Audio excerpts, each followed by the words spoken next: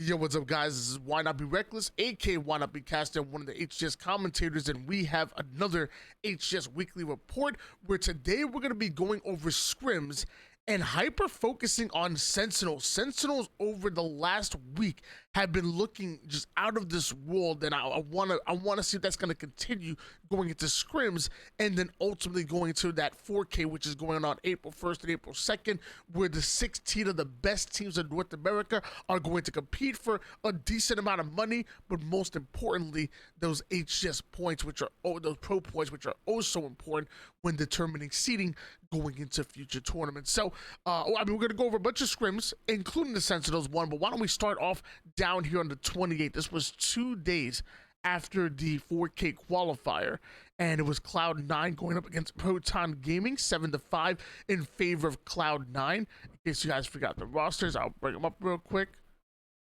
We have Cloud9, Nemesis, Rami, Squale, and Triton. Proton Gaming, Breaking Shot, Common, Posey, and then Monster filling in for the retired Haynes. A little surprised by this result. I feel like I was big on Cloud9, but Proton Gaming have really been stepping into their own, especially coming in with Monster.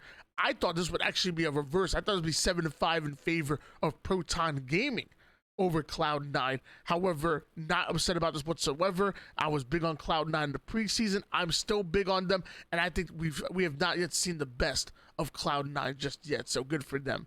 Optic versus G1. Optic was quite known for being that dominant force where they were like 10-2 and 13-2ing everybody late into last season. Like, even if you got 3 wins over Optic Gaming, that was a surprise. Optic Gaming being APG, Lucid, Formal, and Trippy. Going up and getting 4 wins is G1, not bad. It's obviously not the best, but Boo Boo Doo Boo, Falcon, and Sab and Suspector able to take 4 of 12 games going up against Optic Gaming, and hopefully they're starting to catch fire as well. We kind of talked about it, We talked about this being a good team. We talked about this team showing signs of greatness, but I feel like they can be in that elite level, consistently top 4 in the world, and I feel like they haven't hit that just yet. But I'm a firm believer in the G1 roster. Give them some time, let them cook, as the kids would say, and I'm sure they'll prepare an excellent meal from that cooking. Native Gaming White. Native White going up against Shopify Rebellion. Native White, Barcode, Gilkey, McWin, and Tapping Buttons. It was Native that stole Barcode from, I guess they didn't really steal Barcode from ANZ, as they call it. He was already playing on the G2 in North America, but he comes in as the #1 player from Australia, and then also stealing Tapping Buttons, who was the #1 player in Latin America. He had a stint back in North America alongside Evil Geniuses back in the day.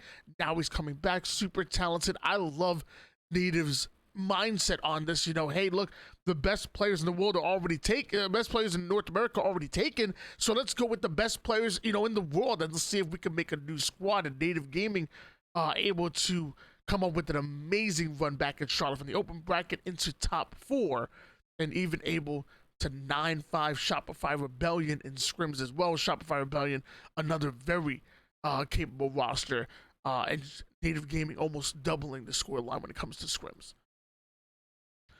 FaZe 14-3 over Complexity. I'm not gonna sit here and act like I'm surprised by this. I mean, Complexity are a good team. They're actually really an underrated team as well. But FaZe, arguably are top 2 in the world right now. Some people have them #1 still. Some people have them right behind Optic. But I think everybody can agree that FaZe are top 2 in the world. So 14-3. I'm not gonna beat up Complexity over it. In fact, I'll even say getting 3 wins over 17 games. That's decent, I guess. FaZe are really, really good now, getting back into fighting form right now as we go into that 4K. We'll talk about the Sentinels scrim a little bit. Team meta over Proton Gaming. So Proton really showing tiny signs of weakness. I would have wanted them to win out on at least one of these scrims, but only losing both of them out by 2, I'm not mad. You're just bringing in Monster, which is obviously a new piece going into the formula. I think Proton Gaming are are right there with Cloud9, right there with Team Meta. Even the score line reflects that as well. And I feel like I feel like Proton Gaming are going to be just fine going into the 4K. I'm actually really happy that they're going into scrims and taking it seriously, and hopefully they continue to do so. FaZe with the 11-2 over Native Gaming. Hey, we got back-to-back scrims, 28th and 29th coming out of FaZe, and I'm sorry, excuse me, 20 and 29 coming out of FaZe, and back-to-back dominant wins out of them. Your top two in the world. You know, I can't say I'm surprised. We'll talk about the Sentinels one in just a bit. I love that Needed Org are scrimming against some international teams like Quadrant. You know, Quadrant, the #1 team in EU right now. You know, sorry, Navi fans, don't beat me up. But I would say Quadrant #1 team in the EU, and Needed Org scrimming against them now. I don't know what the connection was like. You know, I can tell you that I've been in lobbies with the with EU players, and you know, either one server is really good, one server is bad. It's usually not the best, but the Org able to get 4 wins over Quadrant. I wonder if that would have been the same on LAN, but I don't want to take anything from them. The Org taking 4 of 10 against Quadrant. So now let's talk about the team of the hour.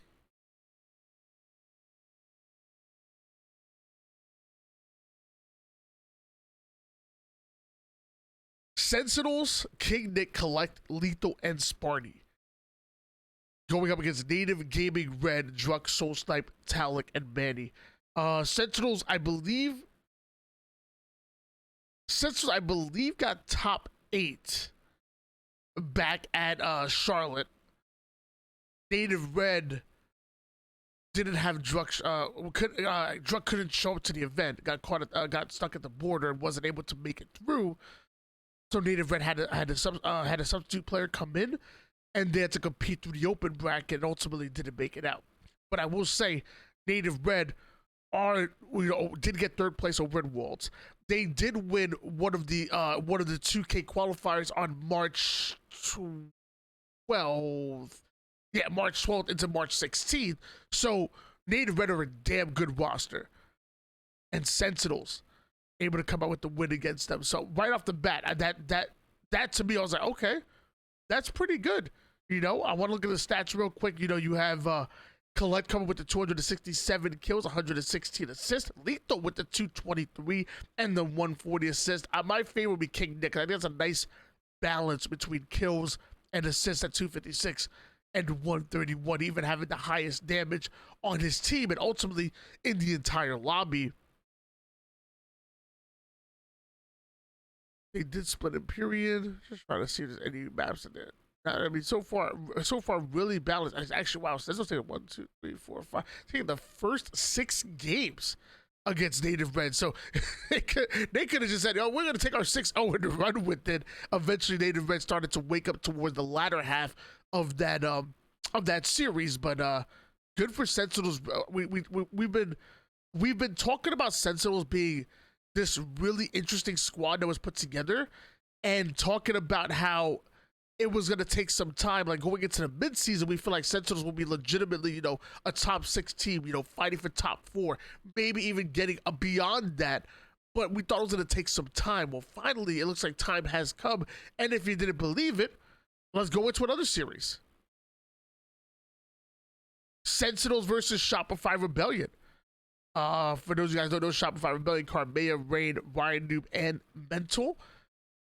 Again, we're talking about a squad that was scrimming, you know, maybe like 2 days or so after Worlds, you know, putting in the work immediately, and are one of the most prepared teams going into the season.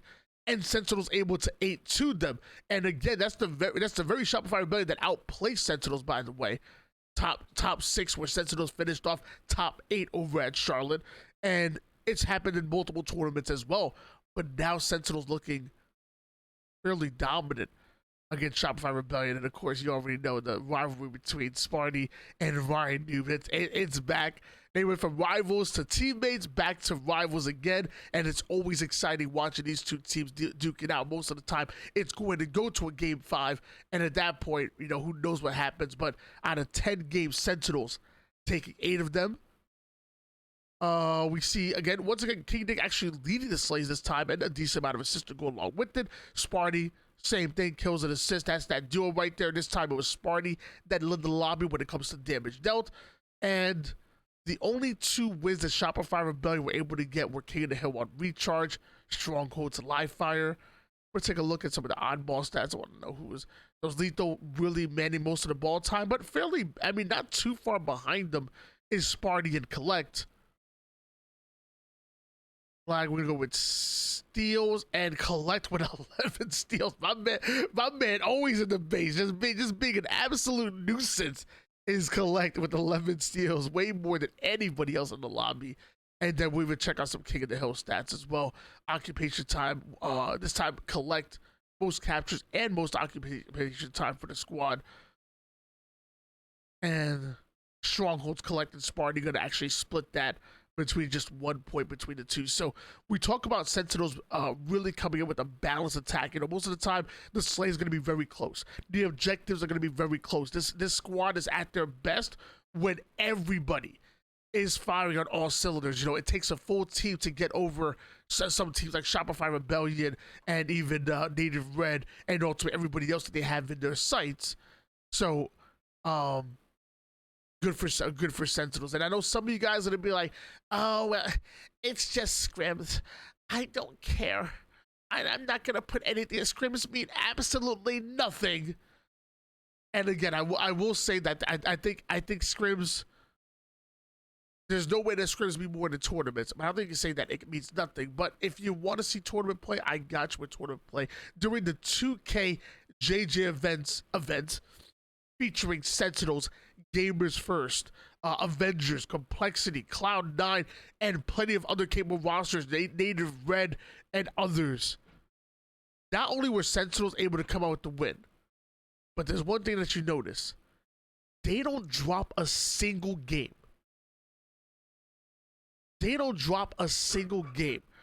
All the way through the winners bracket into the grand finals. They put on a perfect bracket to take on that JJ Events 2K event. So for those of you saying that scrims don't matter and you want to see the tournament play, well, guess what? That JJ Events was a tournament play. Granted, it didn't feature the likes of, you know, the SSGs and the optics and the phases, but still Sentinel showing that they're a legitimate, you know, top 6 contending team. They're legitimate, going to be a contender for top 4 as well. You know, forget the days of Sentinels now only getting top 8, and that's the highest they can get. Because I really feel like they can get top 6. Like I said, they can contend for top 4. You know, on a good day, maybe get there. I think Sentinels are finally starting to figure things out, and I'm excited to see what they look like going into the 4K.